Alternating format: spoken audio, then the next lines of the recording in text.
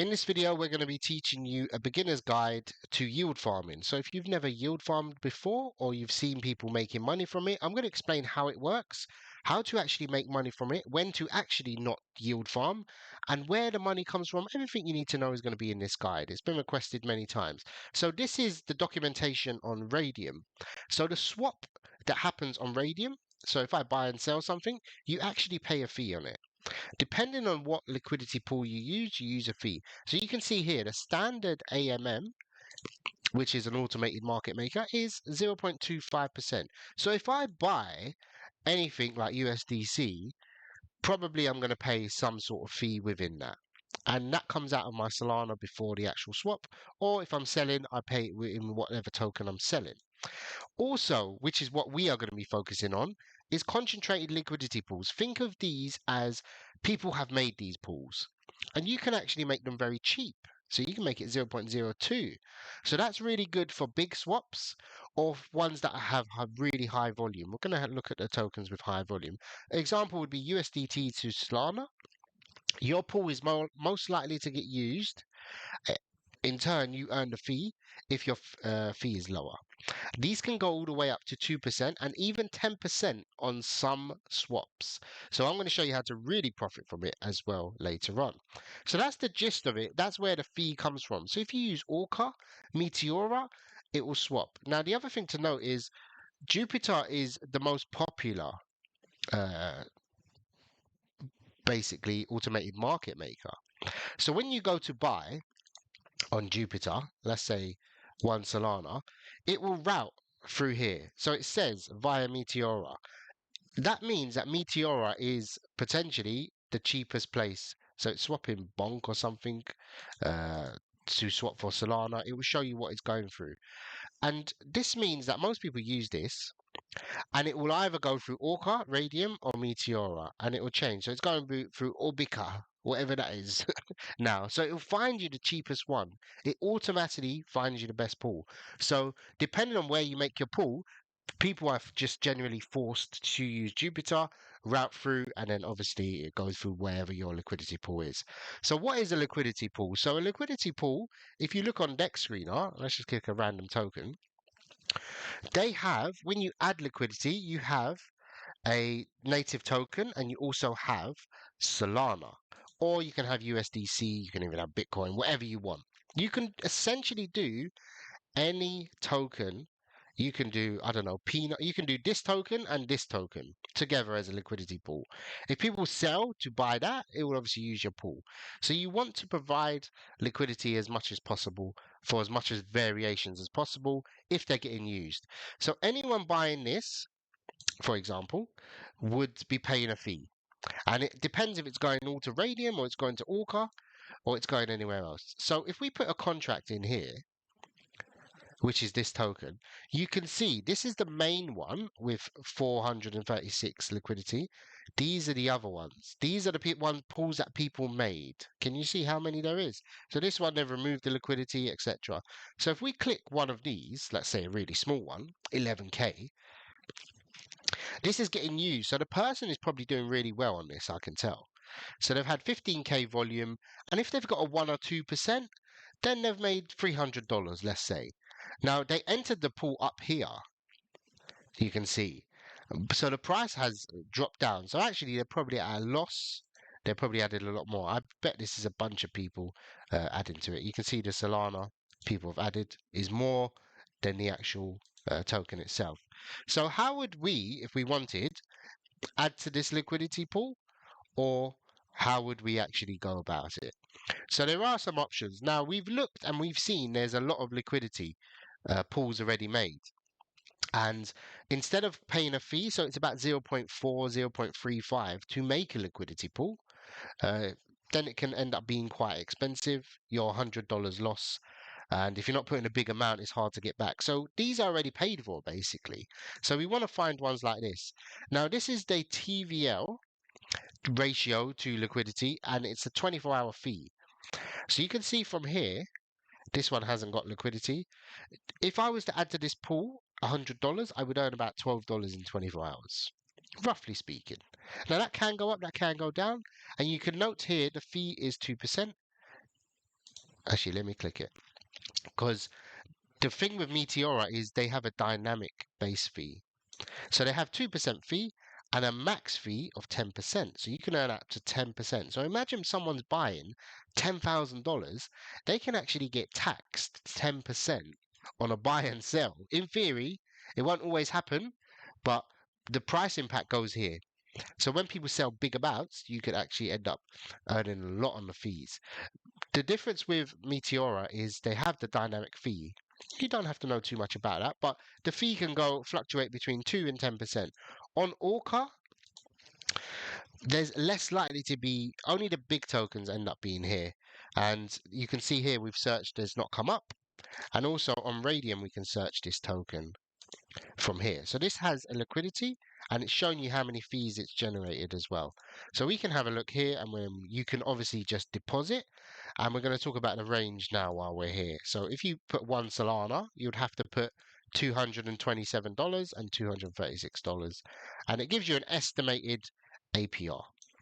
Yeah, so that's how much estimated we're going to be earning, and this is our range. So think of it as, let's pull up the chart on this one. So this is the important part. We can either do a full range. Example would be you put a full range would be you earn the fee everywhere. But you notice the fee amount has dropped significantly. So I would put something like this. That means if the price goes anywhere, we earn. However, if we do a 10% ratio, the white line is where the price is. If the price drops out, so it would be between roughly here and here. Let's say roughly this price and this price. If the price goes up here, we will not earn any fee. We won't lose our money.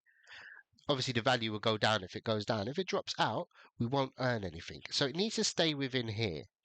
That will mean we earn a lot on the fees. A 10%, there's a big difference even between 10% and 20%. 10% is double of what 20% is. 50% is much, much more. So if you want a bigger range, you can do that. So with tokens like maybe this one, for example, it's all over the place. Look at it, it's chopping and changing. Maybe it's settling now. It might fall down to here and then go sideways, or it might just die off. I don't know. But that's for you to decide and look at charts and tokens. That's probably where the money is made. If you don't feel safe or you want to actually buy the token, do a big range, do 50%. Because if it changes, if the price goes up 50%, happy days, we've made 50%. But if the price goes down 50%, you're going to be sad if it goes down 20%, 70%. It doesn't matter, you've lost money. So the ideal situation is we want to collect fees as long as possible on a range. So for example, we want the price to go literally like here all the way for ages and then break out and then we cash out. That's what we want. That's an ideal situation in terms of what we're looking at with yield farming. If we want to do a full range, like I'm really bullish, chilling token looks like it's going to be alive for a few weeks, or there's a big potential it could go into the billions, I would full range it and just compound. Yeah. So let's buy a little bit of this and let's do a range. Why not? I wouldn't necessarily buy this one, but for just demonstration purposes, we'll buy. So let's buy $100. So we're buying $100 of Sea Toad. And bear in mind, you can yield farm with any amount, but you're gonna be in a position where that's gonna fail. You're gonna be in a position where, oh, it actually went through, I think. It went through. So we've got half a Solana. So we're putting in 1 Solana. So always take note of what you're actually doing in terms of, okay, we're putting in half a Solana, blah, blah, blah. So this pool, unfortunately, is a bit out of sync. So we might look at one on Meteora. And what I don't want to do is put too much Solana in. And let's have a look at the pools. In fact, I will show you on here. I will show you, let's do half the amount. What I'm going to show you is, I wanted to show you the range. So let's go with 10%. Let's create this position.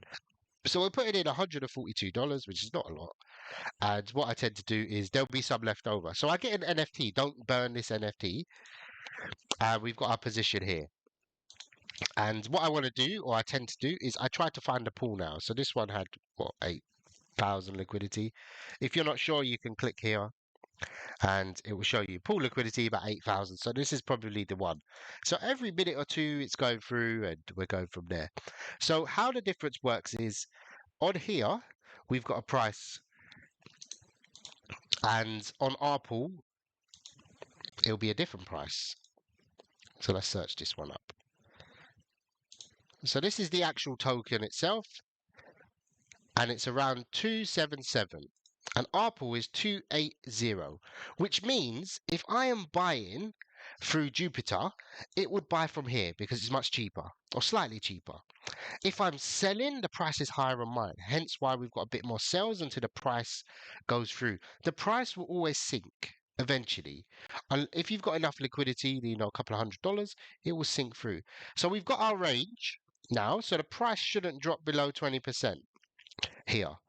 So 20%, just to give you an idea, if we actually measure it, 20% is roughly here. You didn't see that very well, but roughly this much, 20%. It's not a lot. So if it drops out of that range, I won't earn anything. So we'll keep this open and then we'll come back and we'll see the fees pending here. And what we want to do is take note of what we've put in. And we ideally want to compound our yield or we want to just keep going. So in terms of Meteora, it's pretty much the same thing. If we wanted to add to here, we would go to add. Now they got spot curve. Obviously, this is a beginner guide. I don't really want to explain it, but this is if you put in more and you can just add the liquidity and obviously you can change whatever. You can change your range here as well. It's the same thing for all of them. Orca is the same, but we don't have a liquidity pool. But in terms of fees, I would say Orca does pretty well. Meteora you'll make the most on.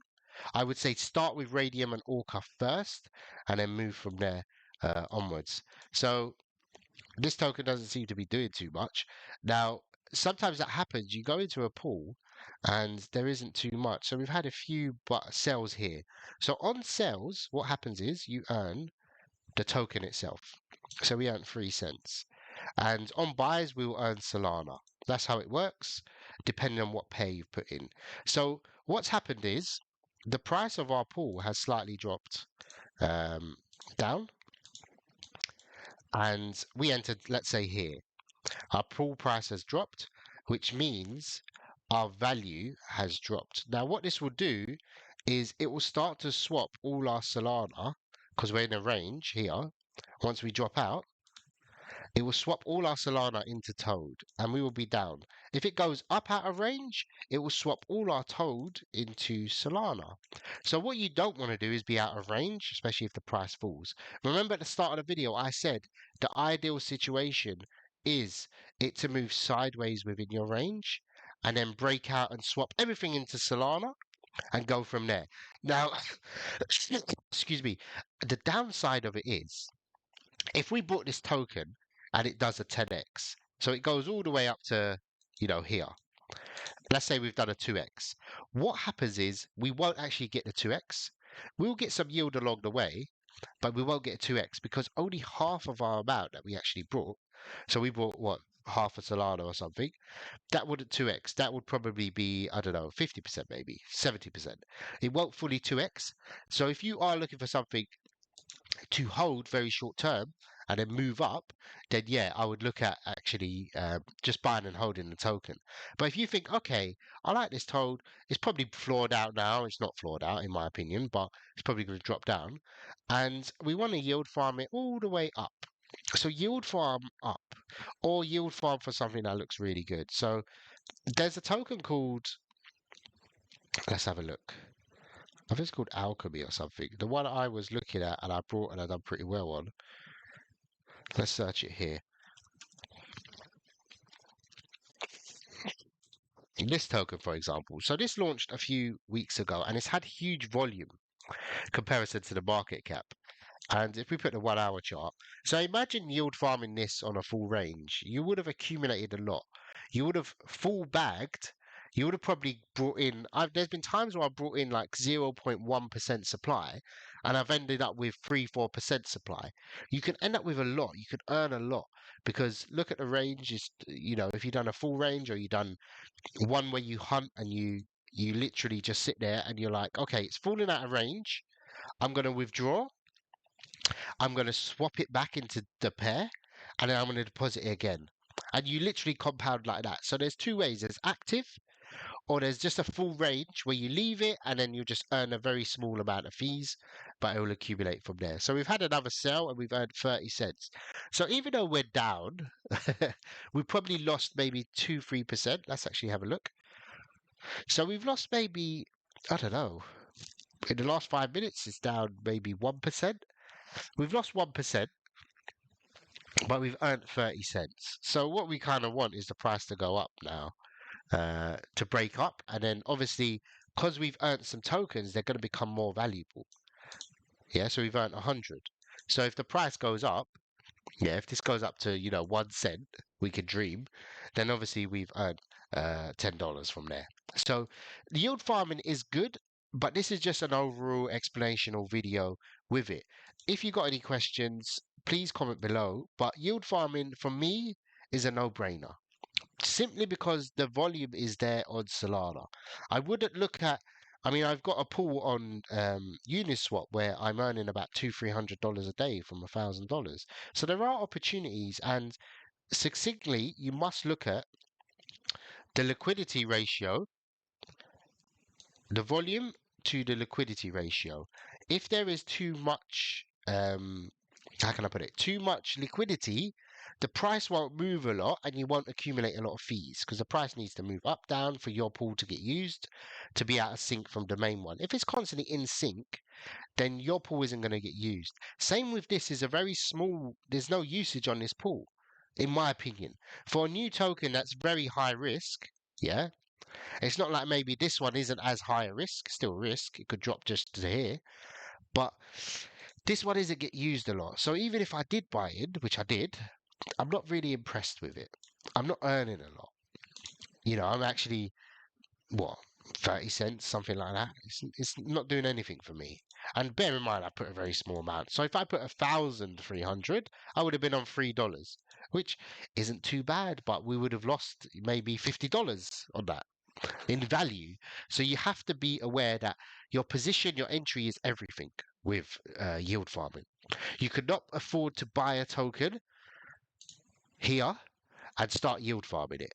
Bear in mind, on that note, I have brought the top on tokens and I've yield farmed it. It's dropped down to here and I've yield farmed it. It's gone sideways and I'm down 50%, but I'm up 50%. I've been up 20-30% on tokens I'm at a loss on. So if you brought a top and you're at a loss, I would say yield farm it if you've got conviction that that token is going to stick around. So I'll do some more videos on this. Let me know if it's been useful. And it's a very complex subject. It's not something you could teach in a 10-20 minute video, but have a go at it. Always start small in terms of, okay, I'm going to put in, like I did, $100. You can put in $10 and see if you can break a profit. Bear in mind, there are fees associated with adding to a liquidity pool. For example, on Meteor, it costs 0.05, which is about what, $10-20, if that, $10-15. So bear that in mind and see how it goes. Yield farm away and good luck. All the best and take care.